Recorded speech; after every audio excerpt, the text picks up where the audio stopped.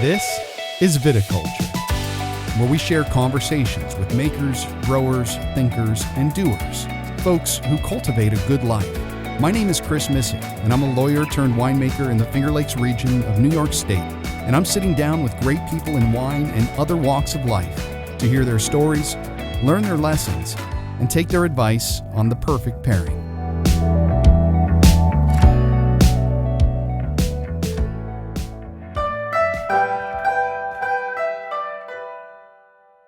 I'm thrilled to bring you our interview with Erni Loosen of Weingut Dr. Loosen and a number of other exciting projects, such as Oregon's J. Christopher, the Pfalz's Villa Wolf, and the collaboration with Chateau St. Michel in the production of Eroica.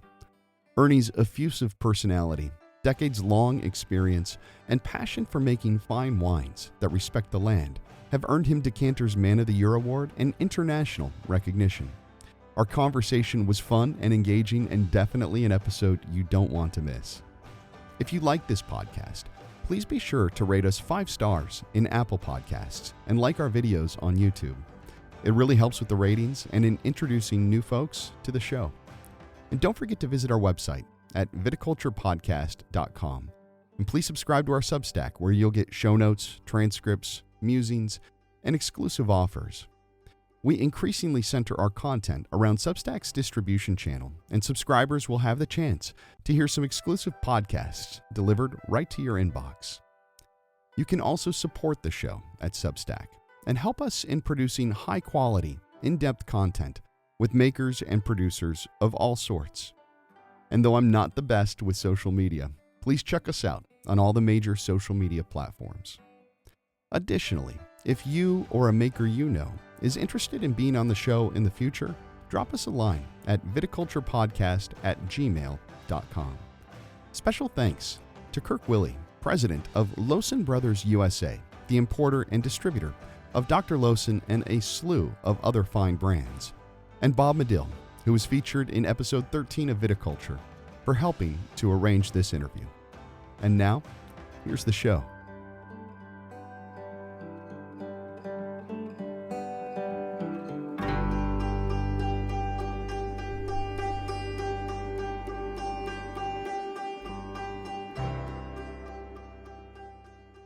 Welcome to Viticulture, and I'm honored to have an in-studio guest today who is truly one of the wine world's biggest figures. He has projects all over the world. He has influenced Riesling in a way very few others have over the centuries. And he's known for his projects Dr. Loosen, Villa Wolf, the brand Eroica, and many other projects. Thanks so much for being here today. Erni, may I call you Erni? Yes, sure. Great. Thanks for the invitation. Well, it's been wonderful to have some really world-renowned winemakers in studio to share not just about their brands, but their deep thoughts and themselves. And if anybody has spent a few minutes on YouTube, they know that you are not just a colorful figure, but someone who thinks deeply about what they want to do with Riesling. So what I'd like to do is just start with this. Is this your first trip post-COVID outside of Germany? No, it's my second, but to the US, you know. I was 6 weeks ago already in the US. Okay. Not so easy to go because, you know, there's a ban for Europeans to come to the US. You have to go, apply for a NI, national interest of exemption or exception, which you have to go to the embassy or to the consulate in Frankfurt, and it took me 4 months to get the interview, you know. But then if you got it, then it is really not complicated anymore. I mean, they basically issued it to me for a whole year so that I don't have to apply again and again, because before that you had to apply. It was only 30 days value, and then you had to apply again, you know, which made it a nightmare. But so that's made it easy, you know. I was in my winery. We have still a winery in Oregon, you know. Yep. J. Christopher. Yep. And where we also do Riesling. We have one of the oldest Riesling vineyard there, planted 76. So I had to go there. We wanted to do some blending and so on. That was 6 weeks ago. And then I got this invitation here for the excursion. So So I came again.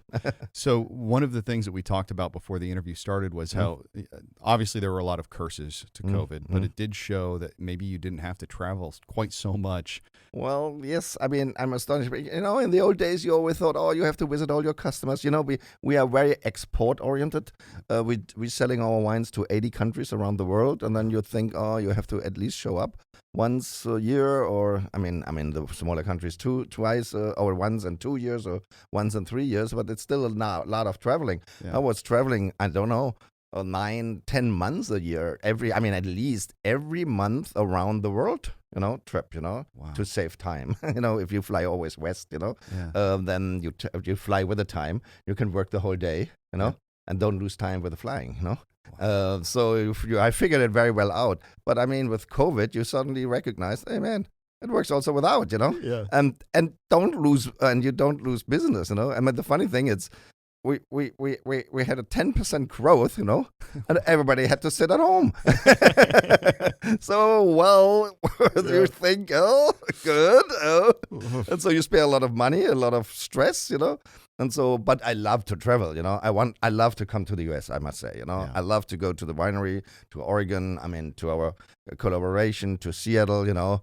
And sure, also to travel for the business, because the US is still our largest market, export market. I love to visit. I mean, you know, I must say, I love the US. I love to come here, you know. Yeah. And so with this like year grant of, you don't have to go through this permit process any extra times. Is that more pressure on you to come here and take advantage of that, or? Oh no! I'm really happy. I'm looking really forward to if I have a reason to go, you know. Yeah. But I definitely will not do this intense traveling anymore, you know. So by air first, I mean, it's so much more difficult to get flights, you know. Yeah. These around the world trips, you know. Secretary booked it, you know, and then you had it the next day, Yeah. and you're off, you know. Nowadays, I mean, traveling is also very difficult, you know. Flights, you know, don't work together anymore. You don't have either you don't have a connecting flight or so things. I mean, you can, what I do now is it's return flights. Yep. Going and back, you know, that's it. Yeah. And because with all the connecting flights, you know, internationally, it's very, very difficult. So from that point of view, it's anyway limited, you know. Yeah, we've dealt with that in my family. My wife is from France, and her sister has been wanting to come and see our new baby for a long time. That is. We're coming up on a year. Yeah, it's the same with my nephew. Is in the winery since February last year. Yeah. In Oregon, you know, works there. He's not allowed to go home because he's not allowed then come back. You know, as soon he leaves the U.S., he's not allowed to go back. So he has to stay there. Yeah. What I'd like to do is get a little background on your personal history, Erni. Well, my personal history, you know, we are a typical family winery, you know, European family winery. They are not as big as you see in the New World, huge conglomerates, you know, of wineries. Typical family wineries, you know, with a history, in our case, of 200 years, going back 200 years, doing Riesling on the Mosel since 200 years. Well, it's a Catholic area, a lot of brothers and sisters, you know. So from that point of view, we have 4 brothers and 2 sisters. I was the only one who decided to go into the business. Was not really, in these days, was not really what I wanted to do. But, you know, I always said, I get often asked, you know, how you get a winery, you know, how does this work? I said, you know, very easy. You only have to study the wrong thing, you know. I studied archaeology, you know, and the only 2 options, you know, as an archaeologist, you know, in Germany is to find a job as a taxi driver or going social welfare. These are the 2 options. But a job, you never get a job as an archaeologist. No, there are no jobs as archaeologists. No. And even as a taxi driver now, you have to compete with Uber. Well, on top of it, you know. So from that point of view, it was my brothers and sisters. I said, we were 4 brothers and 2 sisters. I said, oh, you have to take the winery. You have to take over the winery. And so, you know, because your stupid archaeology never gives you a job, you know. So you rather will survive with a winery as ever get a job as an archaeologist, you know. Yeah. And they all wanted that the winery will be kept, you know, in the family. the reason I was never very fond of it, I never get along with my dad, you know. He was also not 100% with the winery. He was a lawyer. He was a politician, member of parliament, and so on. He was also not very much with the winery. And so, but on the other hand, I always liked it, you know. It's something where you can do a lot of things, you know. You can find yourself, you know, and yeah, well, then I started 1st of January 1988, you know. Wow. I've been going into the business. I must say, the company was completely run down, sadly. I mean, I think I took it over with 250,000 turnover. And my dad said, "Oh, you always wanted to have the winery, but it comes with a package, you know." I said, "Oh, what is the package?" "Oh, there's only 500,000 debts you have to take over too." Thanks, Dad. And in these days, it was only a 25-acre winery, you know, but all Riesling. But, I mean, it had always a good reputation. Yeah. It wasn't old, you know. I mean, came from old names, you know. But my mom is from the Prim family, you know. That is one of the most famous wineries, estates down there. So it has a history by the family, you know, and in this valley, you know, if you look to the Moser Valley, very narrow valley, you know, I mean, barely everybody is, you know, I mean, I always say that's 2,000 years on incest, you know, everybody is, you know, relative to everybody, the big families all married together, you know, and so, so I always say at least once in 100 years you need to find some fresh blood, you know. Otherwise I would sit here like this, you know. So my grandfather came from Berlin.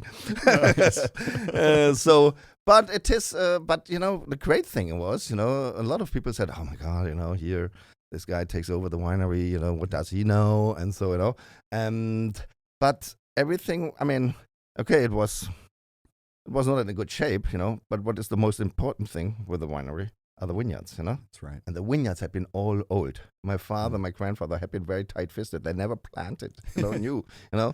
And so I still have vineyards which are over 130 years old. That's on their own roots, you know? Thanks to the tight-fisted father, and today I see it differently, you know, in the old days, sure. I mean, it is a typical generation conflict, you know? Yeah. I mean, everybody has, I think, if I would have a son, I possibly would have the same problem.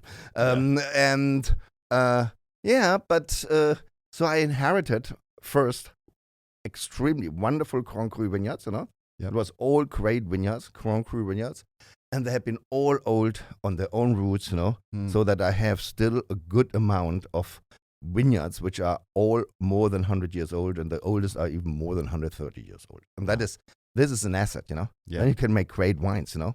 Well, you get that. Or you have to wait 130 years again. Exactly. Exactly.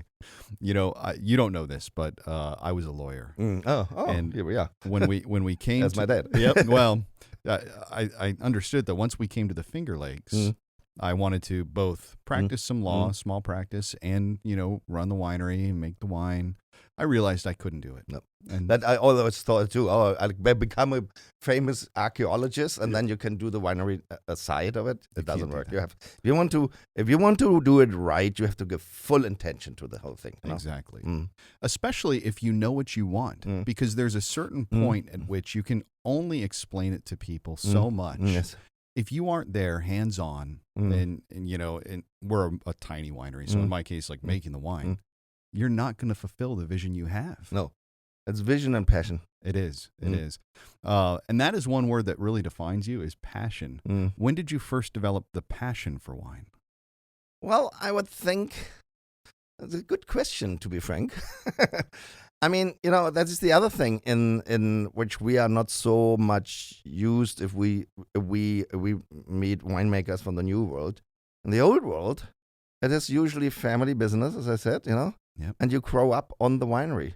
I mean, all the workers downstairs, you live up above the winery, and the action is every day, the workers, the people who work in the vineyard, in the winery, in the cellar, and so it is all beneath you, Yep. So as kids, we had our bicycles, in the cellar, and you meet these people who worked for the winery every day. So basically, from a small kid, on, you see this, and that is often sometimes we think, I don't have to go to school for learning wine. You see it every day, since you grow up, you see it every day, and you are involved in it, and you help then, oh, and the vineyards are behind there, and there's ice wine picking. Sometimes I thought, I got the impression that my dad only had so many kids, that he had on Christmas, because ice wine comes always, the freeze always comes not in the working days, it comes on Christmas, on New Year, New Year, it comes on the weekend, and then you don't have labor, And so my dad kicked us all out of bed, and so ice wine picking at 3 o'clock in the morning, And so he had a good source. But on the other hand, you are as a little boy on, permanent in this action, Yeah. You see, you help down in the cellar. Oh, and can you guys help the winemaker? He needs some help today. Or can you do some labeling and help there? Oh, we need some help. Or can you drive the girls who doing the vineyard work? Can you drive them today around? And so to the one vineyard to the other. And so you're always somehow involved. Yep. But automatically. And therefore, I think either you develop a feeling or a love for it, my other brothers, they are scientists, he's a professor for laser physics, and the other one is mechanical engineer, and so but with me and my younger brother too, it seems that we had some a kind of a love, developed a love over as we grow up for that. I think the reason that I never wanted to do it was this kind of this tension with my dad. He was a very old style of patriarch, Yep. That is always difficult, Well, it's tough. I mean, he grew up in much different conditions, and especially in a small valley, like an older way of doing things. Yeah, so sure. And he was, that's the war generation. Yeah. They had some problems, definitely. Definitely. So, there were so many different culture classes at play there, and that on top of this idea that, the world was changing in the 50s and 60s. Yeah. So, as a whole. Yeah. But with wineries, it takes always a little bit longer, Exactly. That things changing, they are very, very slow, Yep. And that was basically when I took over 88, Yeah. I think it was really the last moment, Yep. We had to do something because things are changing, as you said, and sadly, it had been also going in the wrong direction. Yeah. You all know, in the 70s, everything was still good and until the 60s, until the 71, 72, 73, I would say. But then the late 70s, it started, the middle 70s, with this, what they called the new wine law in 71. The new wine law was not a good wine law for us, It was too liberal, They allowed too much, And then, possibly you still know it, it's a long time ago. Then suddenly the whole world was flooded, but from this Plonk wine, from this German Plonk wine, which was called Liebfraumilch, Plunan, Black Tower, Madonna, whatever. Yeah. Liebfraumilch was the only wine, which existed. You could find it everywhere in the world, but it was only this one style of wine, which was no Riesling. Yeah. It was mass production, a sweet Plonk wine, which flooded the world and barely ruined the whole reputation of the German wines, Yep. People, they had it in the Rhine bottle, as we call it, the Rhinana bottle, the Rhine bottle. It was this brown Rhine bottle, and the people thought from the old days, oh, that must be Riesling. The Rhine bottle is Riesling, Yeah. But there was not a drop of Riesling, and that destroyed. So badly the reputation of German wines, and sadly also the reputation of Riesling, Yeah. that I can tell you, when I took over, the German wine market was, horrible. Yeah. It was. We had to start from the scratch. No. No wonder that the winery was so bankrupt, so high debts. And I must say that was a generation. That was our generation then. Starting 88, it was Robert Weil who also took over 87. It was Dönhoff. There was these handful of people. Who had a vision and a view and said, we have to go back to our roots. Yeah. We have to, and I had these old vineyards, so I had the material, but we have to get the message out, Yep. It is barely praying the flag and plowing your way. My first export market where I started again was England, and I always said, oh my God, I have been going to England because it was also much closer, and plowing my way through England, keeping the Riesling flag up, and had been, in the beginning, the people said, oh, you have been going to big wine merchants, and I said, oh, I have fine Riesling single vineyard. Oh, what do you want? What? Hey, I need a container of Liebfraumilch, but I don't pay more than 99 cents for the bottle. And so I said, no, I have fine Riesling. That was so. And then I found an importer finally, and it was difficult. And then the first time we did tastings, in elderly people's home, and so where people sit in the wheelchair and still remember the good German times of Riesling from 1911, oh yes, I remember Riesling very well. Oh, I remember the 38 vintage. I said, oh my God, that's 50 years ago.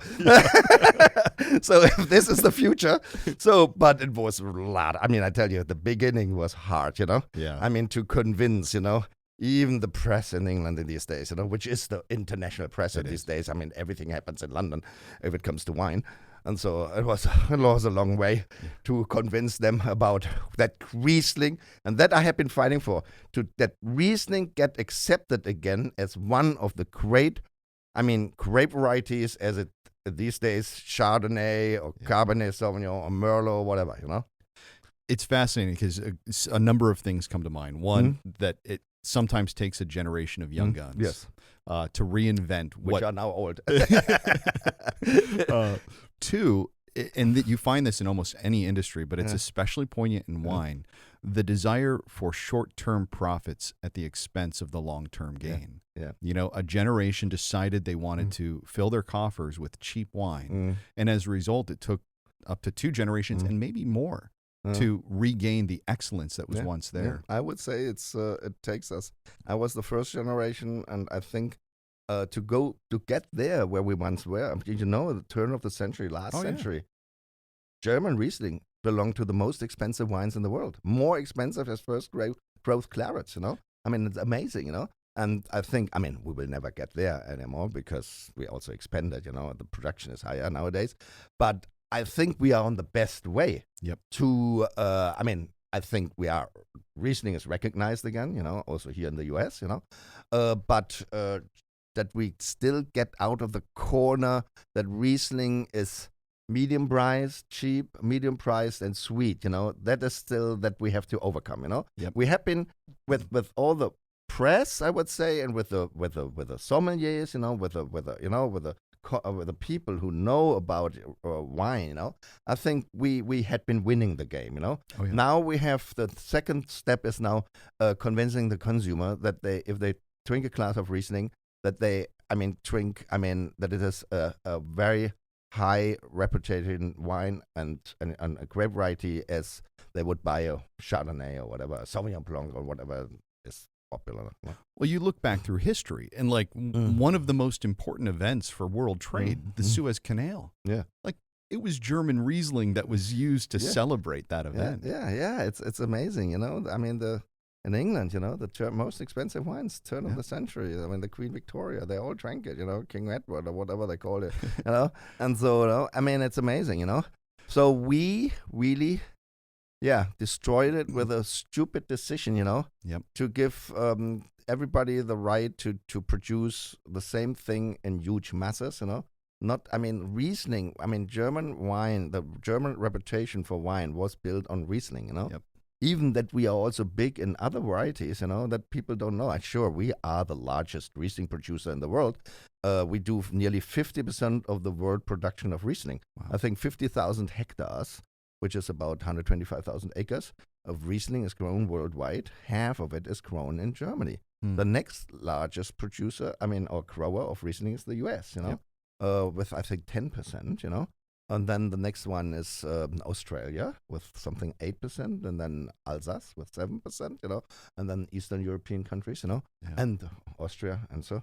And so from that point of view, we are definitely the leading country of Riesling. That was always the way, Yep. And that's the reason that Germany was always famous for Riesling, But what people don't know, that Germany is also the largest Pinot Blanc producer in the world.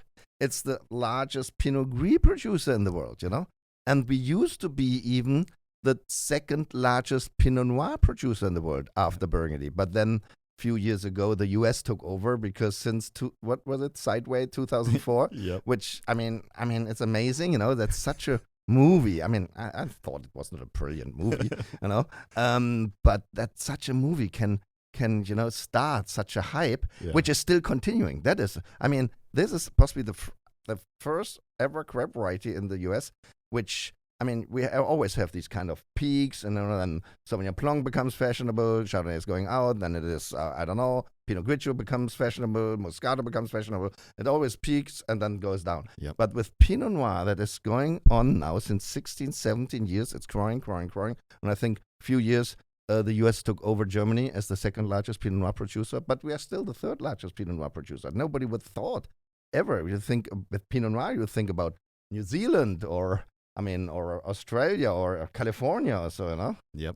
But this is amazing. So, but Riesling leaded the way for, if people think about German wine, they think about Riesling. Yep. When I first began my kind of deep dive in Riesling, unfortunately, that I had that same misconception. This was 2 decades ago now, but most Riesling was sweet. After I had gotten to know some of Stuart Piggott's work a little bit, I went back and found he was very helpful in these days. Yeah, the first book he wrote, I think, was 1989, and I think it was called Beyond Liebfraumilch. Exactly. I still have the book. Yeah, exactly. But Beyond Liebfraumilch, isn't that a great title? It is. I brought a copy to Provine, and I had him sign it, and he said, I didn't even know this book still existed. But yeah, that late 80s was a period of just rapid change and development. Yes, it's so from all the people who started and to get inherited their fine wine estates, it was a very, very difficult time, I must say, very difficult. But I mean you have to be consistently on it, it is, I remember a lot of my colleagues said, why are you going the whole time to England, Why are you want in England, You can't sell wine there. They will never buy high-end Rieslings, And so they buy only Liebfraumilch. That's true. It was the largest Liebfraumilch market, But they didn't get the point, Happy going to England, I knew that I can't sell much wine there. But I met all the wine journalists there, And if you meet them consistently, then they start to get into, because there's no place in the world where you can go to so many tastings every day. Every day there are tastings. You can go a vertical Bordeaux tasting, port tasting, Burgundy tasting. I mean, the first wines and everything which came new to the market or was discovered, like Chateau Moussin. I remember 86, somebody gave me a wine from Lebanon. I said, what? There's wine? Yeah, Chateau Moussin, I mean, nobody in the world knew about this thing, that these things happening in London these things happening. And there I thought, Stuart had been living there, we became very good friends, and he took me always to these tastings, and these tastings had with the journalists, And these journalists, sure, they said, German wine, come on, nobody wants German wine.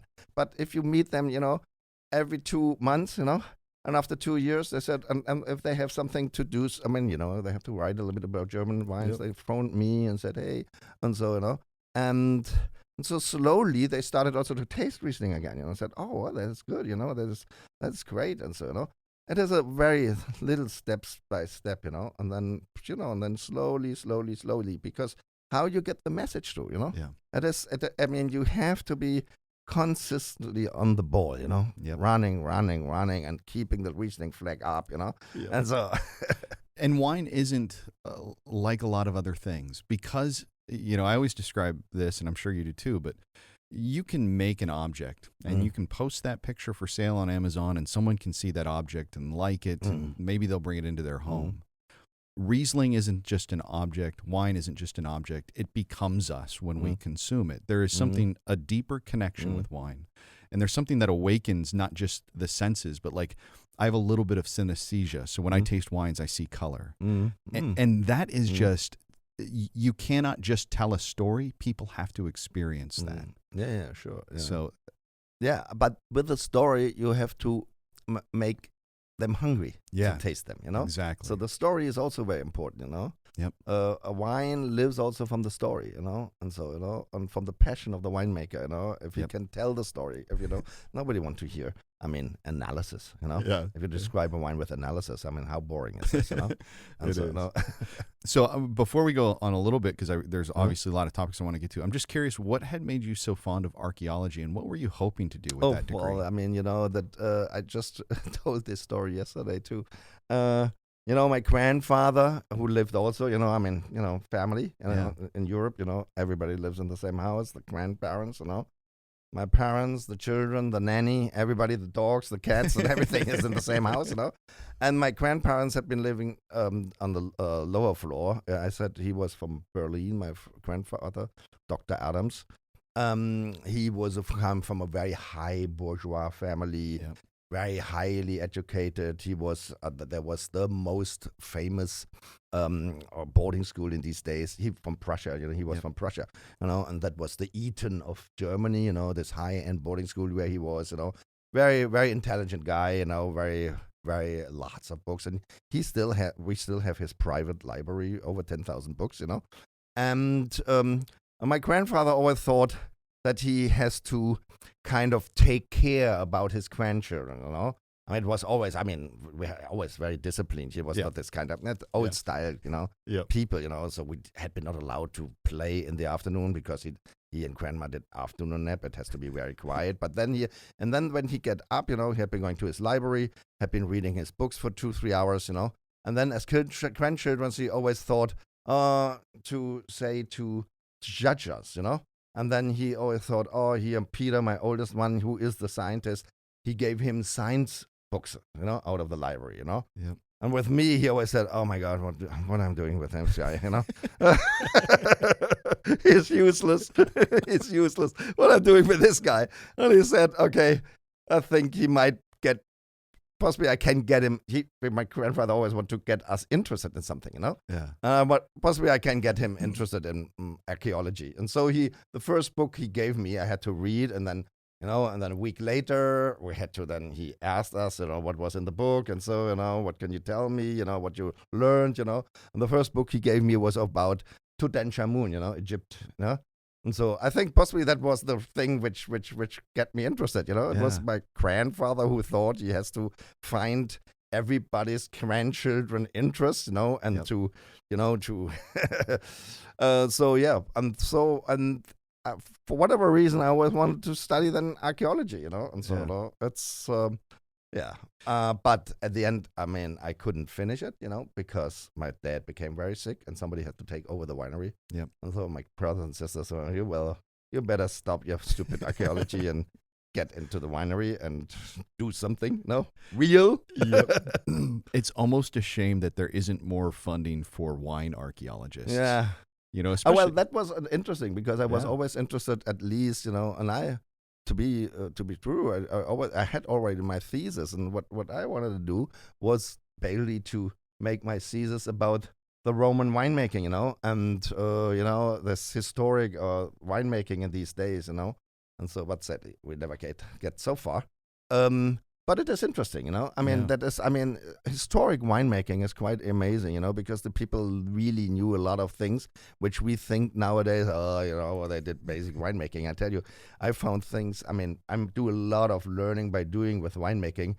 I mean, I found out things. I mean, it's so amazing. You would never ever thought that this makes so great wine, because we are all trapped in, you know, with our schools now, you know, being at Davis or Geisenheim, you know, and then these professors say, oh, no, that doesn't work, you know, and these old days, they didn't know what they did, you know. I mean, how can they say it if they never even had the wine, you know, and even never produced the wine like that, you know? How can they say this? Because then they say, oh, if you keep stuff very long in the barrel, that oxidize, you know, that get madderized, that get, I don't know, I mean, that get cherry aromas. Bullshit, you know. I mean, you find it out only if you're doing it, you know, and you need a lot of time then. Patience. I did started even something like that, you know. As an archaeologist, when I still studied archaeology, 1981, you know, I wasn't in the winery yet, you know. But I found an old winemaker book, you know, of in my grandfather's library, you know, from 1807, you know. and there I said, what? They said Riesling from Rhine and Mosel in these days, 200 years ago, was kept 20 to 30 years in the barrel on the full yeast. When I read this, in these days, it was the traditional winemaking, what we did. After 6 months, 7 months, and we wrecked it, and, bottle and sell it by the next vintage, and blah, blah, And I said, hey, come on, I thought you can't keep wine 20 to 30 years in the barrel on the full yeast. That must be completely oxidized stuff, or matterized stuff, And so that must be possibly something which we wouldn't drink nowadays anymore. Yeah. We all know 200-300 years, they had also different tastes, The English like oxidized wine, Oh, yeah. The French still call, if a wine is slightly oxidized, they call it goût anglais, Yep. Yeah, goût anglais. This is the French, the English taste, that they like it oxidized.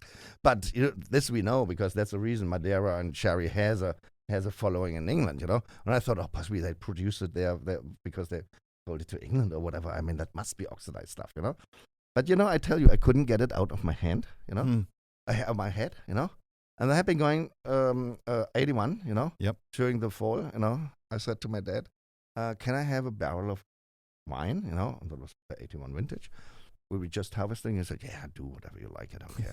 and so I left this barrel, this 81 barrel, after this recipe, 27 years in the barrel. Wow. And bottled it in 2008, Yeah. And have it now already 13 years in the bottle, Yeah. Still not released. We're going to release it this year, 40 years old, 81. That's amazing. That 40 years I took my time, And you know what I found out, That's amazing. I call this wine always my Benjamin Button wine. You know why?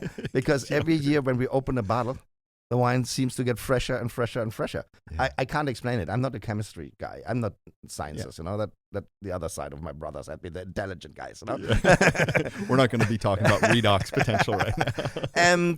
And this is so amazing, to find out things like that, Yeah. And this you find only out if you're doing it. It is just the opposite what everybody told you how the wines will look like if you keep it that long in the barrel.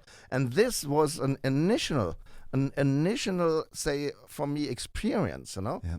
That did more and more experiences of winemaking as my grandfather did it between 1880 and 1930, wine 1930, Yeah. Because 1928, 1930, the first sterile filters had been invented by a company which was called Seitz. My grandfather was the general director there, the CEO, you would say nowadays, Yeah. And they invented, that was the most, important invention for the wine industry was the filter, the sterile filter. And suddenly, you didn't have to wait anymore. So, because before that, before the technology for wine existed, the people knew so much about winemaking and the time, what time does to the winemaking, because they had to wait. They had to wait that they clarify itself. They have to wait, that the wine get clear and, that it settles down, that it gets stable itself, Yeah. And these things take time.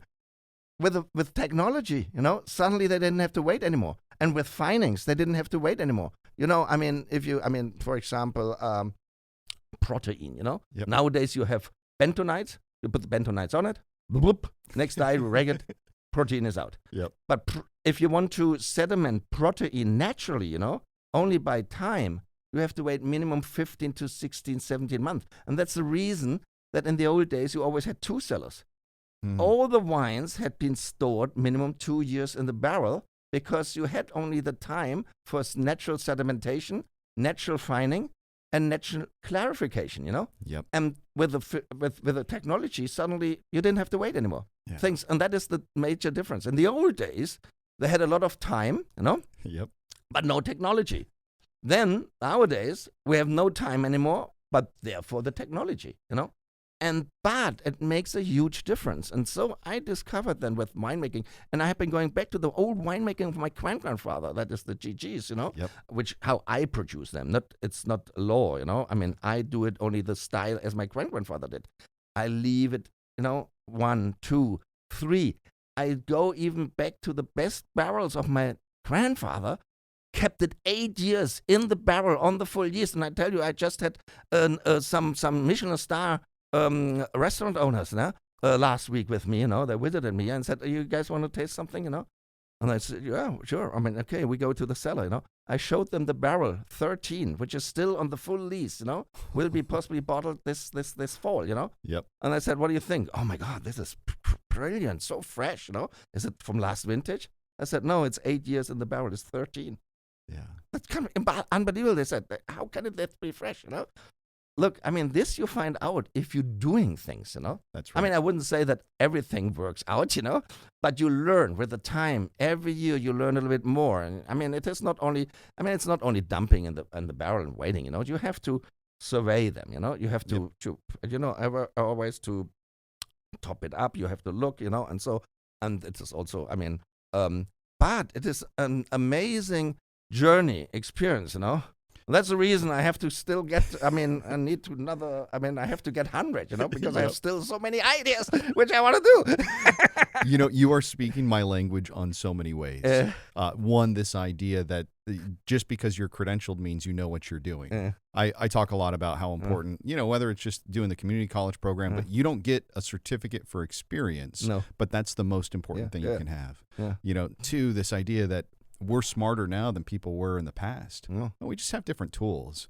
They knew what they were doing, and what they were doing was they may not have known the science behind it, but they were closer in tune with the nature of it. Yes, and they had been watching it over a long, long, long time, and they got the experience from their parents, And so, sure, was also, I would say, an innovation, because I always said, if I would have the discussion, or if my grandfather had his discussion with his grandfather would say, oh, God, these kids, they don't keep the wine 20 years anymore in the barrel. He leaves it only 2-3 years, and then he puts it after 3 years in the bottle, he puts it in the market. How crazy is this, And so, and nowadays people say, how crazy is this guy keeping wine 3 years, in the barrel, And so it is always, even this, I would love to see this discussion of my grandfather with his grandfather. Then, he would say, oh, this guy, he's doing, modern winemaking, only 3 years in the barrel. Is this guy crazy? These young kids, It's true. It's true. How much of that do you think, so there's this thought process that, when you plant an acorn, you're never going to sit under the shade of that tree. It's for future generations. How much of it is, this is also part of a family inheritance to keep a business going, and absolutely. Also the best way to do things. Oh, yes. I tell you this, my younger brother, he's 10 years younger, Thomas, great guy, mechanical engineer, one of the other side who are smart and studied sciences and engineering and so, And so he is great. Without him, I could never, build this company, which is quite big nowadays. And, but he is more this kind of engineer type of guy, And I produce now, since 15, 20 years, I'm into this thing, But that means also, if I go historic winemaking, and in the old days, my grandfather never drank a bottle of wine when it was not minimum 20 years old. I know that the restaurants can't do it. They can't put, possibly most restaurants are not there anymore after 20 years, So I think me as a winery has to do it, So I built now in the last 10, 15 years, something like 400,000 500,000 bottles, reserve wines, which are sitting in the cellar and will be released in 10, 15, 20 years, or after 10 years or so, And so it's getting more and more, and I'm always in the tasting. Just last week again, with a winemaker, with my brother. And then I say, oh, yeah, we bottle this in 2 years. Then we put it 10 years away. And this we leave it a little bit more, but that is going 20 years away. And then my brother said, I don't have space anymore. I don't know where to put it, All the cellars are full with wine, And I always thought we produce wine to sell it and not always to put it away, And then I said to Thomas, because that is the vision, because this is for the next generation, they have a fundus, to buy in commercial quantities, to sell in commercial quantities, wines, historic wines, which are 10, 20 years old. We just released last year the 97 Würzgartenspieles, and the 98 will come out this year, And the 81 after 40 years coming out this year, but this is a future project for the next generation that they, I hope, to continue it, and not selling it all and cash in, but they're continuing it, because if you are once in the row with 20 years, then it is easy to continue it, Exactly. But me, as the first generation who started it, I had to wait 20 years, but they only have to continue it. And then, you know what my brother said? And I said, Thomas, I have this vision, I have this vision. What we're doing here is is something which nobody did again. We're going back. It's like in a time ship going back to our grandfather's winemaking. Yep. And you see that that makes so wonderful, great wines. No, everybody who tastes these wines, our reserve or homage, say it's amazing, Yeah. It makes a totally different thing, I have this vision. This is the future thing, and I think in ahead of 20 years, not ahead of 2 or 3 years, in 20 years, Yeah. when we release these wines. And you know what my brother said? That's typical engineer. He said, do you know what our old Bundeskanzler or president Helmut Schmidt said? I said, no. He said, if you have visions, go to the doctor. That's so sweet. These young kids, go to the doctor. But I think it is, and it is for the next generation, my nephew, who will possibly take over in 10, 15 years or 20 years. So, this is, he has then, I will possibly not cash in this anymore, Yeah. But it is the same like, investing in cork trees, Yep. A cork tree needs also 60 years, 70 years before you can harvest the first time, Yep. But if nobody would, plant them, we will run out of cork ones, Exactly. And so, here I think wine has, you need the vision. You have to think in much longer terms, as, sure, supermarket wines, that is something definite, there. But for the wine freaks, for the real connoisseurs, Yep. I think there we have, if we want to go to back to great quality, there's a lot of experience what we lost, because we don't know about it anymore. There's this philosophy called traditionalism, and they talk about different archetypes. Mm. One of them is the man out of time. And I feel like those of us who are the most passionate about wine are men or people out of time, because you're making wine from grapes that were planted 130 years ago. Yeah. You're tasting it now, but it won't be released until, maybe you or I are gone. The 8-year one, which we're going to bottle this, will be another 12 years, in the bottle before we release it. I get so fixated on that concept that, like, it's this beautiful thing where we really do become just caretakers. And that is part of the integral story of humanity. So in a sense, like, wine is the most human thing we can be doing. Yeah. That's fantastic. I love it. And you meet these people, I must say, I like, Schatzler has also a little bit this kind of reputation in Switzerland, to be this kind of, not cheap, but this kind of average white wine which they drink, and so nothing great, and so But I met once, I drank once a bottle of a gentleman, Monsieur Bouvard, from the Lake Geneva, Yeah. That was in New York, and it was a fantastic wine, and I was with a wine freak there, and he said, oh yeah, this is the best producer, and I always wanted to meet this man, and so because I saw something in this wine. In the first class, I said, wow, it's never had anything like that. And so, and by accident, I met this guy with a friend in Switzerland, who opened his wine cellar. He is also a famous winemaker, Gantenbein, And I had been walking down the way to the winery, and there was this older gentleman next to me, white hairs, and so, I don't know why. I said, I don't know why, never met you, but are you Monsieur Bouvard?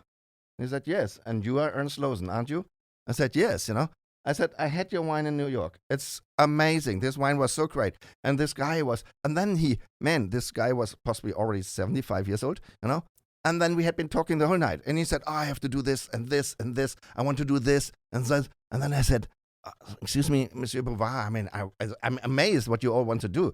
But when you want to do all these things, I didn't want to say, about his age. He said, Ernst, how should I ever get 100 years old if I have not all these visions and projects, which I still want to do? Yep. Isn't it great? And that I see it the same, you don't get old, No. You have so many things you want to do still and experience, and there's so many interesting things you find out. Every year you see something different again, Okay, my staff, they sometimes they say, they come to my secretary when I come back from traveling, and I said, and because I come always back with all these ideas. Oh, Bernie, my winemaker. Oh, we have to do this and this and this and this. And then Bernie goes to my secretary. Hey, when is this guy leaving again? When is he traveling again? We had him now 1.5 years here. Get him on a plane. What they don't understand is that minds like that don't come back with just the same number of ideas. Typically, you're going to come back with a wealth of new things. 10 times the number of new things. Their job is going to be harder. Should have been able to keep up that travel schedule. That's great, though. Oh, man, I love it. As far as collaborations, so Eroica has really gotten just some stellar reviews recently. Yes. It's also a project. Look, 99 was the first vintage. That's 22 years on now, and it is also a project by learning by doing, definitely. I came to Washington in 99, and didn't know much about it. It was basically my old friend, a lawyer, who basically told me, look, Chateau Michel is doing something with Antinori, but they are the largest Riesling producer here in the U.S., Then they should have been interested also to do something, for the Riesling, and so he made the contact, and so, we wrote to them, and so in these days, the old CEO, Alan Shoup, was immediately, pro, and said, hey, yes, come visit us, That's a great idea, because Riesling is so important for us, And we also have the problem that Riesling has this very low reputation. We don't, the prices are low because it has still this reputation because of Lübfreimilch. It's cheap and, sweet, and so, we definitely have to do a renaissance, to start a renaissance for Riesling, And for me, I said too, such a big company, me as a small company, and I don't have the sources, Yeah. I could work for my, 25 acres in these days, or 50 acres we had done. And so, but here is a powerful company who has also the sources, with the press and everything, let's do something. Bring the old world, the best from the old world and the best from the new world together, and work on Riesling. And I didn't care if it is a German Riesling or American Riesling, as long Riesling as a grape variety comes back on the tablet of great grape varieties, and then everybody gains from it, It doesn't matter, And so and Alan Shoup was extremely, open. Yeah, let's do it. And I tell you, we have been going to the vineyard in the evening, when we came back, handshake in the plane, and said, yes, we're doing something. And that is what I mean. Such a company, the next day, Harvey Steinberg already phoned me. I was in a little kind of Mexican, place, I have Harvey Steinberg on the phone and said, hey, Ernst, tell me, what's going on there with Chateau Saint-Michel, You guys doing something together, I've heard, Alan Shoup phoned me, And these companies, they can do it, And that is what we want to do, a renaissance for grape variety, which has no reputation anymore. But we all believe it belongs to the queen or kings of grape varieties. Then you need a partner like that. And then we have been also, we learned a lot, We have been starting also in the beginning with the wrong vineyards, We have been too much in the warm places. And slowly we learned, we have to do different viticulture, there. Yep. Because in a hot climate, you have to adjust the viticulture, we changed irrigation, we did this and that, and so it was all about extending the hang time, extending the hang time, because that's a hot climate. I think here you don't have the problem of hang time, But it was a wonderful project, and nowadays we harvest, even later than we do it in the Mosel now, Interesting. And so with a long hang time, but without overripeness, that is it. Long hang time to get the full aroma ripeness, but not the sugar overripeness, And that was the whole goal. We have been working since 20 years on it, we pretty much there. We are now more on the ancient lakes, and also it's a great project. And we got, often said it is still the only American Riesling which got the most allocation. Interesting. Allocates. In terms of managing that ripeness, is that through, in those hot areas, just slightly larger yields? Larger yields, it's the easiest thing, sure. To cool down, more hedging, that the growth is going into the laterals, not in the grapes, shading, Yep. And that what I think was the biggest mistake they did. They treated the white wines or the Riesling as they treated the red wines, Yeah. with deficit irrigation. With the red wines, you want the phenolics, but you don't want the phenolics with the Riesling, Yeah. And so we had been changing and what we also saw, instead drip irrigation, we saw that the overhead, irrigation had been cooling down the vineyard, Interesting. and so also delayed the ripeness, There was a lot of things which we found out, what you could do, little viticultural tricks, Yeah. to enhance, and get a longer hang time, And so, but then the two most, efficient ones are going higher, Yep. more to the north, the ancient lakes area, Beautiful. So site. we're going rather now, something like up to maximum 900, 1,000 feet, and then hang a little bit more fruit. You hang a little bit more fruit because you got 3,600 sunshine hours, sorry. The whole low yield thing, to be frank, Mhm. that is out of the 50s and 60s when we had in Europe and this little ice time, Yep. It was cold, You got barely the grapes ripe. And then if you hang a lot of fruit, then it is even more disaster. The whole low yielding, to go down with the yield was due to the very cold weather conditions in the 40s and the 30s and the 20s and the 50s and the 60s, to get the fruit ripe at all. Bordeaux in these days, even Bordeaux is 15 in the 50s, or in the 60s. The average ripeness was 11% potential alcohol. Even great vintage like 86 had been chaptalized, and that was great vintage. That you had a 11% potential alcohol sugar ripeness, in these days. So from that point of view, you had to go down with the yield. But if the weather conditions, is perfect, like sunshine, like everything there, that can ripen more fruit, and you get more elegant wines then, Yep. if you want them, It's that idea of balance, Yeah. and it's Yeah. It's not just a cliche word. Mm. For so long, Mm. even up until I'd say relatively recently, you'd have writers who would say there's a template, 2 to 3 tons per acre. Well, Yeah. it Bullshit. depends on where you are. Yeah, Yeah. bullshit. Totally bullshit. This formula, as less yield, as better the wine, is such. But it is so much in the head of the people that because if the growers themselves, they know it too, Yeah. But if they pray things, what the journalist or what the consumer want to hear, then you're trapped. Yeah. Then you're trapped, because then the people really think, oh my God, this is only, I remember 92, so Madame Leroy, she had only, I think, 5 hectoliter per hectare, Yeah. I tell you, if it would have been 40 hectoliters, it would have been also great, Exactly. But then everybody said, oh my God, So then the optimum wine must be if you have only 1 bunch per hectare. I know. Yeah, we do berry removal. Every cluster only has 1 berry. Yeah. From that point of view, we have to get back to, common sense again. Yeah. It becomes really, sometimes, I can't really hear it anymore. What's growers sometimes telling you, Yeah. So, but at the end of the day, the only thing what counts is here Exactly. in the class. What is it? And that is the other thing. With I don't want to drink ideology. And so I want to drink a great bottle of wine, and that is here in the class. Exactly. I love that. I haven't heard it put that way, but I don't want to drink ideology because you're right. So many people figure out what they want to make in this almost ethereal framework, and then they execute that. No. And they're getting so, it becomes like religions, Yep. And so if you don't do this, if you're not biodynamic, or if you don't do it in amphoras or so, it becomes this kind of, or natural, or whatever they call it, or orange.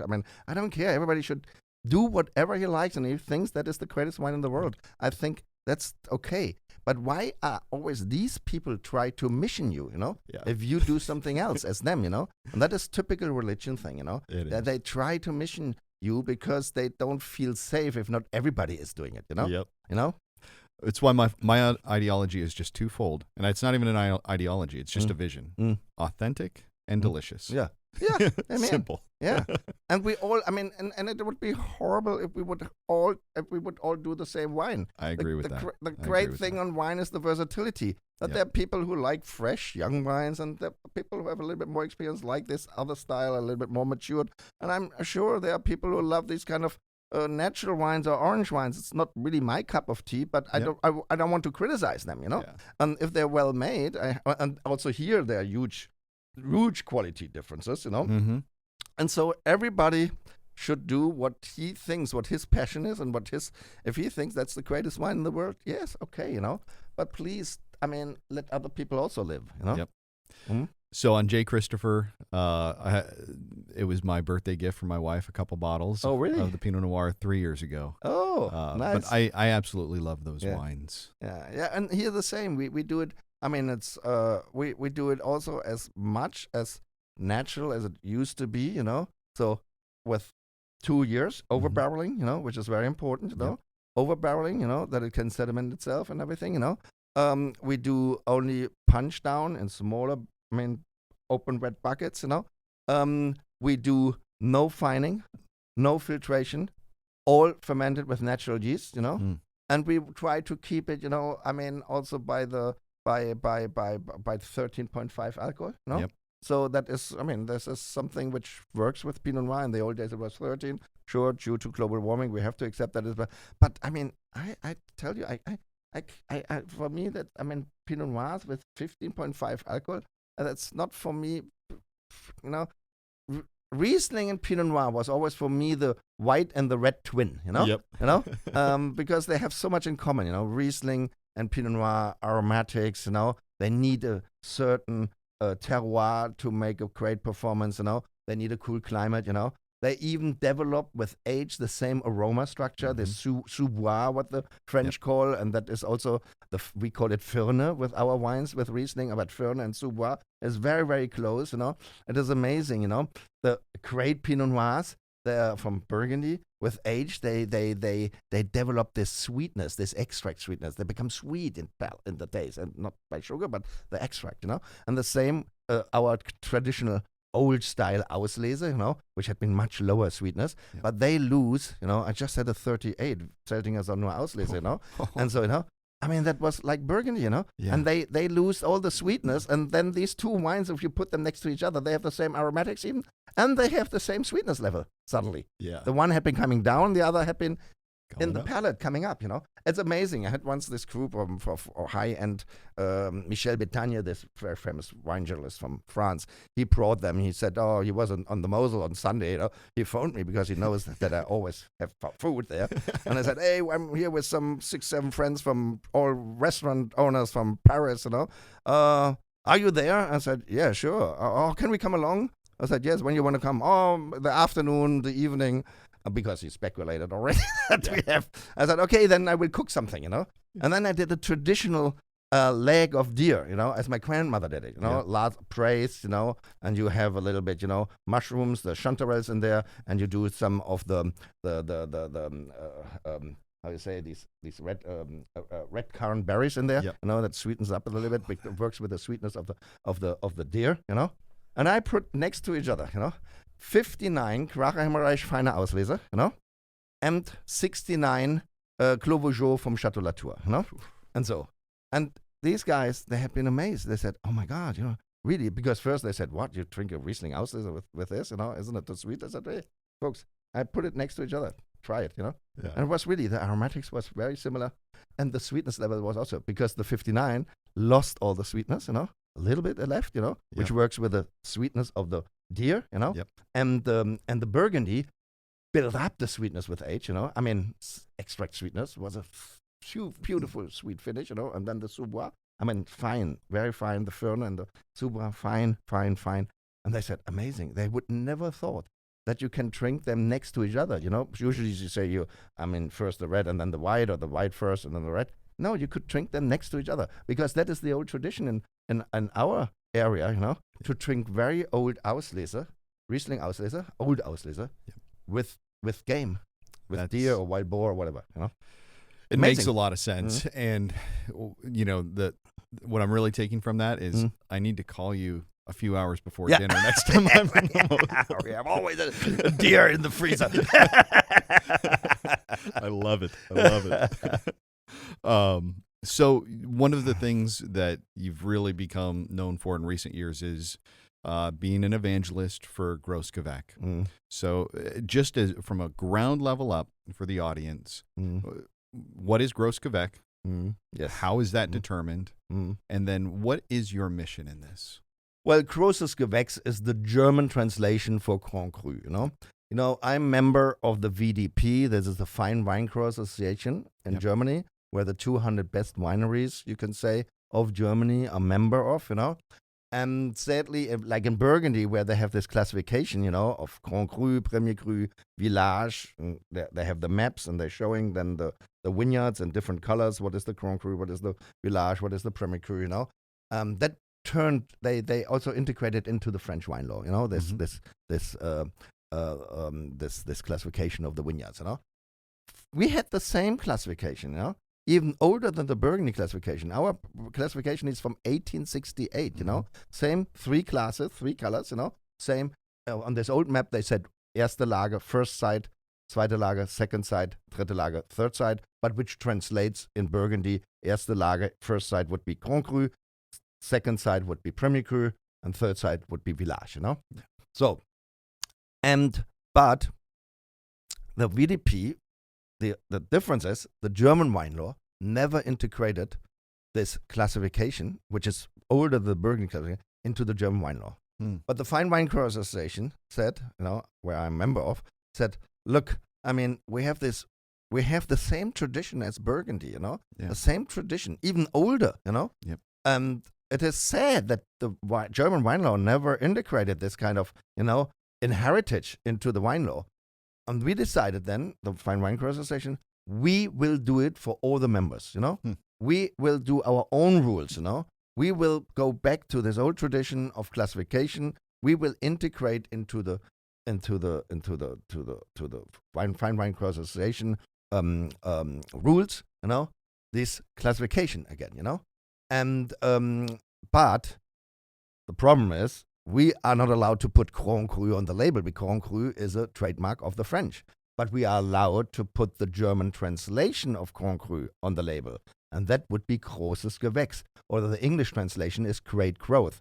So by accident, the German translation and the English translation has the same GG, So you can say Großes Gewächs is the German name for Grand Cru or the English name for Grand Cru, Great Growth, And if you see a GG symbol, which on the bottle or on the label, GG symbol on the bottle or on the label, it tells you that this vineyard, which is on the label, is a Grand Cru vineyard, So GG means Grand Cru, a great growth vineyard, But by the VDP law, a GG has to be always dry. Has to be a dry wine. So we are not allowed to do the traditional fruity style wines like Cabernet Spätlese Auslese, calling GG. The GG also is not only means Grand Cru, it means also this is a dry wine. But still, I put the dry sticker on it to make it a little bit easier and easier to understand, So that means it has to be a dry wine from a Grand Cru vineyard, GG. It is not allowed to release it before the 1st September of the next year.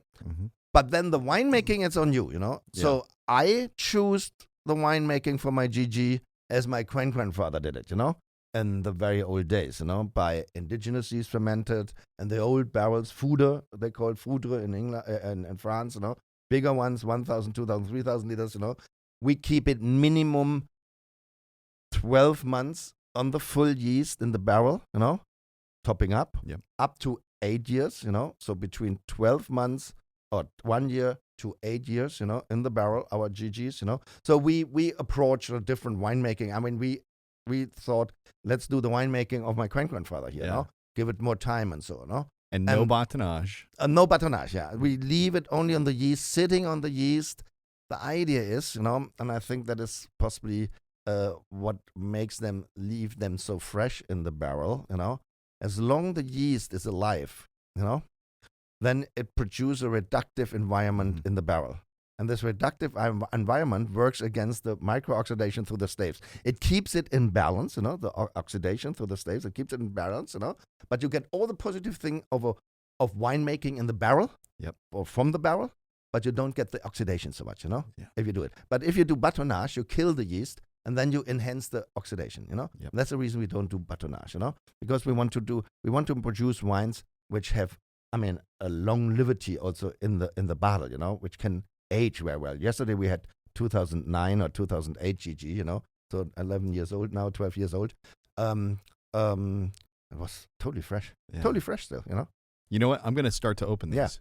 Yeah, we'll that's a open good idea. The first Start one. with the Vilna Sonra. Sounds This is good. blue slate, and the other one is red slate. Great. And that is something which we do with our GGs, But GG means basically, if you see a GG, it is an indication that the vineyard, even if you don't understand, German names are difficult to read and to understand, But doesn't matter. You can always say, oh, GG, this vineyard here is a Grand Cru vineyard, Yep. If there's a GG on it, So, and then blue slate and red slate. Red slate, yes. That is, as far as I understand, the soil here in the Finger Lakes is also from Devonian time, Yep. It is kind of a shale slate, with our slate is a little bit more harder, possibly more compressed, more, but this is basically all the slate from the Mosel is all from the same time. Yep. Red slate, blue slate, it's all the same time. Red slate, it's only oxidized blue slate, By volcanic activities, we have some areas where was volcanic activities and the heat of the lava flow, oxidized on the right and the left side the blue slate into red slate, So the iron was oxidized by heat, and that. But it is funny. It makes difference. It makes a difference in the taste, It is quite, even if it is the same soil, it makes a difference in the taste. The blue slate, which we have now here from Vilna Sonra, which is one of our oldest vineyard. This is a vineyard which is more than 130-year-old uncrafted wines, original rootstocks, no American rootstocks. The blue slate is always, especially Vilna Sonnenuhr. Velen is the village. Sonnenuhr is the name of the vineyard, the sundial vineyard, Mm-hmm. And that was built, the sundial was built by our great uncle in 1842, into the vineyard, of Jodocus Prum, And since then, the surrounding vineyards have been called Sonnenuhr, the sundial vineyard, And it is always said that the sundial vineyard with the blue slate, is the most typical vineyard for expressing the blue slate. Here you have the most. Blue slate gives very elegant wines, very delicate wines, fine. I try always to compare wines with people, Yep. For me, Vilna Sonra is always the ballerina, There's, ooh, And then we have Erziger Würzgarten, which is red volcanic soil. That is for me the wrestler, Yep. And that is the most delicate wines. Vilna Sonra is delicate, and blue slate usually translates if it comes from fruit aroma to, if it is a little bit less ripe, green apple. If it is a little bit riper, it goes into stone fruits like white peach, Yep. Mostly white peach, can go, if it is too ripe, it can go into yellow peach, even into apricot. But then it is already, that is too much, that we don't want the apricot, Yeah. Then it is too hot, And so, but here, this is the Vilna Sonra, very delicate, very fine, This is the 2018 vintage, And it's also very important for us, Riesling, we don't think that Riesling needs high alcohol, Yeah. Riesling performs as a dry wine, for me personally, best between the 11.5 and 12.5 range of alcohol, Yeah. And then they can age, But we see now, in other, certain countries like, even in Alsace, Oh yeah. You have Rieslings now with 14.5 alcohol. Also you see it also in the Wachau, I don't believe that this is, don't make better Rieslings, No. And I remember very well when I was the first time in Wachau, that was 1990, we tasted 88 and 89, and so all the Smaragds had all 12.5 alcohol. And I have still these wines in my cellar, 90, 91, and so they're still wonderful. This is just explosive on the palate. Beautiful. You see, Riesling, as I said, Riesling performs on its own, and especially if it is old wines, they get lots of complexity. This wine wouldn't be better with 13.5 alcohol. No. Basically the other way around. It would possibly be more flabby, This is lively still, What I even after 1 year on the full yeast, in the barrel. No, I mean it's zingy. The first thing the very first thing that comes to mind is, oh no, these need to be drank a couple years from now. But there's so much pleasure in it now too. That is the beauty on Riesling, That's one of the, I mean, I have been collecting a lot of Burgundy and Bordeaux, and especially in the old days, Yep. I mean, Bordeaux, which had been produced in the old style, nowadays they're also totally different. You had to wait 10 years before the tannins and everything had been mellowing down, So you had to drink Bordeaux old, if you didn't want to have this kind of hard tannins and so on. And that is the beauty on Riesling. You can drink them young as old, Yep. So they perform. There is often something in between where they have a kind of a little bit depressive phase. I always call it, I always compare it like these kind of ugly teenagers, Don't touch them in these phases, And leave them in the room. Yeah, leave them in the room, get away, And so the first 3-4 years, that's beautiful, Then I always say, leave it then. And I say in the first 3-4 years, it's okay. Possibly 4 years, it's already going declining, But then, vintage plus 10, then you can start again, Yep. If they're and rather young or after 10 years again. But they have always this ditch in between, So where they close down, because that is mostly the period where the primary fruit, where the wine gains a lot of, but what we could now call the stone fruit aromas, the peach and so, If these primary fruit aromas are fading away, then the wine is going into this teenage phase, where they can be very ugly, and then if they turn 18 or 21, then then you can talk to these guys again, and so that is the same here, because it is this phase, primary fruit aroma, which is very attractive with Riesling, fading away, and then the period through secondary and then the tertiary aromas, that are the final aromas, Yep. And as soon we have the tertiary aromas reach, then the wine is back again with different aroma structure, tertiary aroma structures. But then it often stays on this plateau 10, 15, 20 years. I mean, yesterday we had opened the 97, I mean, it's still, this I think still will stay there for another 10, 15 years or possibly 20 years. We don't know when it starts declining, Yep. Then you have the taste of. But this ditch, when it goes, it declines, the primary aromas declines and all the way into the tertiary aromas, that then they are a little bit, the things are not together. It's not married anymore together, Yep. Acidity and sweetness or alcohol, everything sits aside, and that needs to marry again, to come together again. But in a different, we also change, as we get older. That's true. I'm interested how you described, the ballerina versus the wrestler, because oftentimes I describe the different sites I work with in different but similar terms as either my skeleton, muscle, or flesh, thinking of some Riesling is soft and just fruity, some is going to be electric and acidic. Yes, that's your backbone. Exactly, and that is for me the mountain climber. Yeah. Hanging on with his fingernails. Well, this is just beautiful. Just beautiful. My compliments to you. Yeah, it's that's a great vineyard, It's a great vineyard, and the delicacy, and very blessed that we still have so many old vineyards in the Velna Sonua. I think, really over 100 years, and that is, I think, we still have possibly 4.5, 5. That is, what was it, 12 and a half acres with vineyards, which are more in Veln, which are more than 100 years old. Wow. So I have this thought: in America, things often happen fast or faster. Yes. Faster. Everything is bigger here. Everything is bigger, faster. Everything's faster. So, the Mosel is defined by two key epochs, I guess. You've got Devonian, 400 million years ago, and then you've got this 200 million years to carve out the Mosel. Yes. In the U.S., we have, in the Finger Lakes, Devonian shale. Oh, yes. But then, we don't really see the major impact until the Pleistocene, about 10 or 15,000 years ago. The glaciers, yeah. The glaciers that, carved out the Finger Lakes, made Seneca Lake so deep, and then made a really deep lake, 600 feet deep.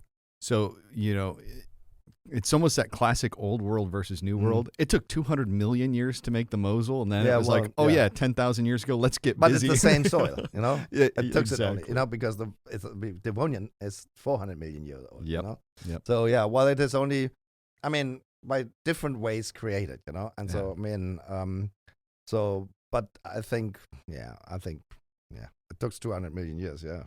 But, but does it make a difference if it took 50,000 years or 200 million years, The winemaking is, the last 2,000 years old, Yep. Here, possibly 50 years, or I don't know. I know, Herman Wiemer is from my hometown, Oh, yeah. My father was a very good friend of his father, That's and, amazing. and so Herman told me yesterday he came here 69, and that was still, here was definitely already winemaking. I think there was this big company, Taylor, or what in these days, I possibly started here in the beginning of the last century or so, whatever. It was 100 mid years, 1800s. Mid 1800s even. But it was focused on sparkling with native and some early hybrid but then varietals. it's 200 years already. It is. 250 years then already. Yeah. That's a long tradition for winemaking, Yeah, with big ebbs and flows. Sure. And we made the Up and foolish down, sure. decision as a country to ban alcohol. So. Well, that didn't help. No.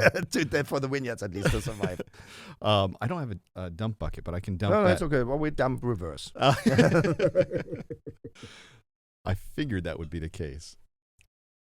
So now we have another vineyard, which is also on their own roots. This vineyard here, this wine, where the vineyard, where the wine comes from, it is. That's the reason we put alte Reben on there. Alte Reben means very vineyard, old wines, Yep. And we are very extreme, We put only old wines on the label if the vineyard are minimum 80 years old, and older, And so there's also from more than 100-year-old vineyard. And here we have red slate, and the winemaking is actually the same. It's 12, also the same ripeness, 12.5 alcohol, So fermented on the natural yeast, indigenous yeast in the beer foeder barrels, and stays there for 12 months on the full yeast. Only topping it up every month, just carefully, leave it that everything settles down itself, and so and so. But you see, it's different, The aromatic is already different. It's a little bit more, as I said, it's a little more mountain climate. It's a little bit more minerally driven acidity here, It is.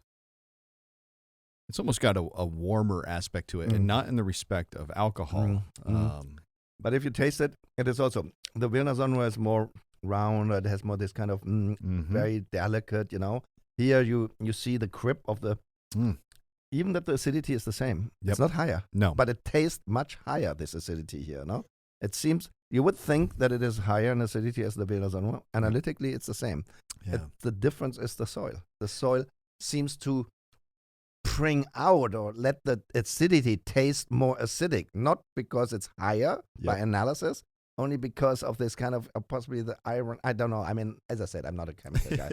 I have no clue about it. It is one of my so my winemaking. It's scientific influence, but it's not scientific driven. But one of my ways to geek out is running analysis on wines, and I am always shocked when I get two wines like this, and I run the analysis, and I'm like, oh my gosh, they're exactly the same as yeah. Because I think how can you differentiate? If we talk so much about terroir the whole time, terroir is a lot of things, Yeah. Terroir is definitely a combination of in our area, inclination of the vineyards, elevation of the vineyards, exposure, as more south facing, it's better, as steeper, it's better, elevation as lower, it's better because it's the warmest vineyards, so you get better ripeness, But these are microclimate factors, which also belongs to the soil, Yep. Drainage, of the soil, There's so many things which defines at least the terroir. It is not only the dirt, you can't only say. The dirt is the easiest you can show, Yeah. from all the microclimates or from all the things which a vineyard shows. It is so easy, to put a volcanic stone in there and then the pebble stone. I don't know, and then a blue quartz. slate and red slate, and then you said, oh, this is this and this. The good thing is that often the stones, if you put the soil on the table, you see also a difference in the wine, you know? Yep. But if you really want to differentiate in a wine the difference of the terroir, I think you have to take all these, you have to make exactly the same wine in each terroir, and have to do exactly the same winemaking, you know? Yeah. Because winemaking, it was so much easier 200 years ago to talk about terroir because there was no technology, you know? They all had to use the same press. Yep. And there was no machines out there. There was no fertilization, nothing, you know? Yeah. And the winemaking was all the same. They had only the same press. They had all the same barrels. Yep. And they had to all dump it in the same barrels and let it ferment until it was dry. And then, okay, you could give it a little bit more or less time, but then it was also easy to differentiate the terroir from another producer to another terroir from another producer. But nowadays, every producer, with all the technology he has nowadays, some people have a closed press, some people have an open press, some people use this filter, some people do this treatment, you know. I mean, everybody has his own winemaking. And so we don't know how much this kind of now technology of winemaking, you know, I mean, influence, you know. So if you want to see the terroir, you know, if we have 7 different terroirs, or no, 7 different vineyards, you know, not terroirs, 11 different Grand Crus now, you know. And if you want to see the differences of all these vineyards, you have to produce them all the same way. You have to harvest them with the same kind of sugar ripeness, you know. Yep. You have to harvest, you have to do the same treatment. You have to do the same pressing. You have to do the same maceration. You have to do the same winemaking. You have to go in the same barrels, you know, and you have to do the same natural fermentation, you know, and leave it all 12 months and do the same analysis, you know. I mean, and then, because if all the other factors are the same, and you see a difference, then it can be only the difference of the vineyard or the terroir, or whatever you want to call it, you know. Because terroir is not, you can't translate it only to the dirt, you know. Yep. Terroir is so much more complex, you know. There's all these many, many factors, and basically, also nowadays, terroir is also the winemaking. The winemaker itself, you know, has a huge influence to the wine too. You know, the culture, you know, and even in some places where it's the grower and the winemaker. Yeah. It's interesting. You bring. I'll be honest. When I have thought about terroir in the past, I've always just thought about, I hate to say it, but check marks, right? Check boxes. You know, soils, this, that, and I hadn't thrown myself back to thinking that these winemakers of 200 years ago that began talking about this were doing the exact same thing. They didn't have extra tools. They didn't have anything else. So you really got to see it. For them, it was even easier to see it. Yeah. That this vineyard makes a better wine than this.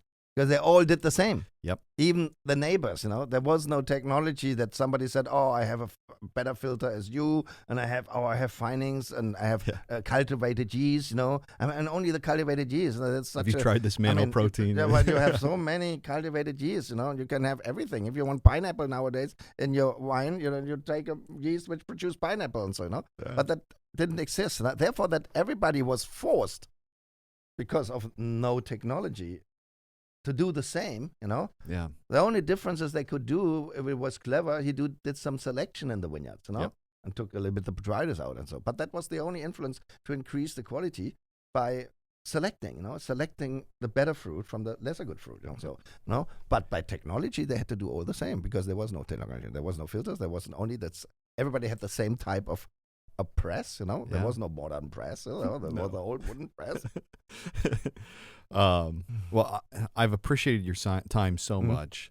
This is your second time in the Finger Lakes. Yes. Just interested in impressions. I know we're still a really young region. There's a lot of room for growth. Well, it's a beautiful area first. First, it's a beautiful area. I mean, I don't know. It's the second time here.